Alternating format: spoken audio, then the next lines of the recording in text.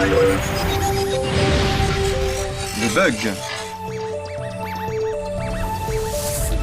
Bonjour à tous. Bonjour Compile. Bonjour Cyril. Je suis colère et déception. Il faudrait que les gens arrêtent de dire que les bugs c'est de ma faute. Eh oui, les bugs ce n'est jamais de la faute de la machine. La machine ne fait que ce que les programmeurs lui ont dit de faire. Ah, voilà. Merci Cyril de rétablir la vérité. Je vais prendre un exemple de bug simple. Admettons que dans un jeu vidéo, le joueur gagne lorsqu'il a atteint 1000 points. Pour faire ça, le programmeur a écrit « Si score supérieur à 1000, alors gagné ».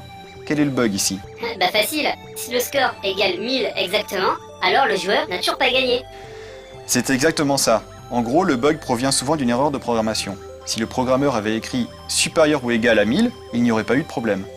Là, c'est un bug super simple et qui n'a pas beaucoup de conséquences. Mais admettons qu'on ait la boucle suivante avec les variables a, b, c, d, e, f, g. Répétez, tant que, ouvrez la parenthèse, a inférieur à 1000, ou ouvrez la parenthèse, b plus 5 égale 500, et c inférieur à f, fermez la parenthèse, et non, ouvrez la parenthèse, g inférieur à 1000, ou g supérieur à e, fermez les parenthèses deux fois, et c moins d plus e supérieur à g. Vous voyez, c'est compliqué, même moi, je m'y perds. Oula ouais, c'est le bordel ton truc. Et j'ai un peu l'impression que t'as écrit n'importe quoi pour nous en mettre plein la gueule. Oui, bon là, c'était pour l'exemple. Mais on a souvent ce genre de choses. Et il se trouve que si le programmeur ne fait pas très attention à ce qu'il fait à ce moment-là, eh bien il se peut que le programme ne sorte jamais de la boucle tant que. Donc le programme boucle à l'infini et l'utilisateur a l'impression que tout est planté car plus rien ne bouge.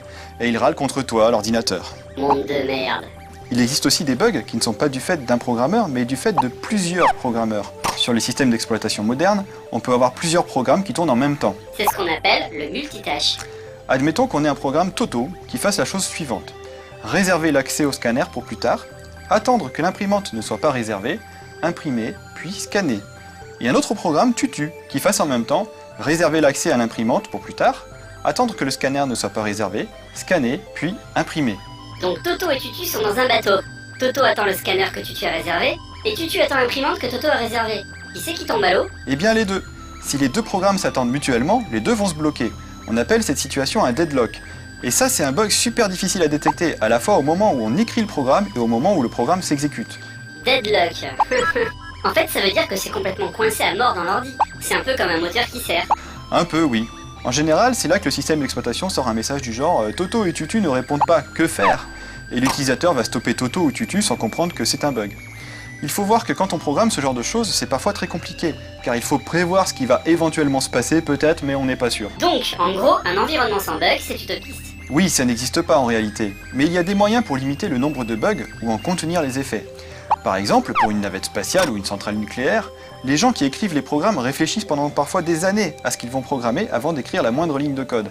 Et même avec ça, il y a plusieurs équipes qui écrivent chacun de leur côté un programme qui fait la même chose, mais de façon différente. Et dans la navette spatiale, on mettra tous les programmes à tourner en même temps. Et s'il y en a un qui plante, c'est le deuxième qui prendra la main.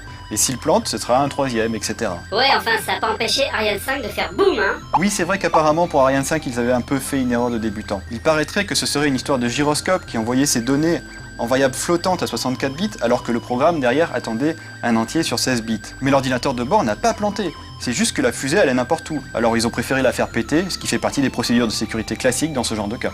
Eh ben, le reset dans l'aérospatiale, ça déconne pas. Et puis je dois te dire que je suis admiratif. Tu as fait une émission sur les bugs sans nous ressortir la vieille histoire de l'insecte coincé sous l'ampoule. Ah, mais tu ne perds rien pour attendre. Une prochaine fois, on parlera du débugage. Les données ont été traitées. Sauvegarde en cours.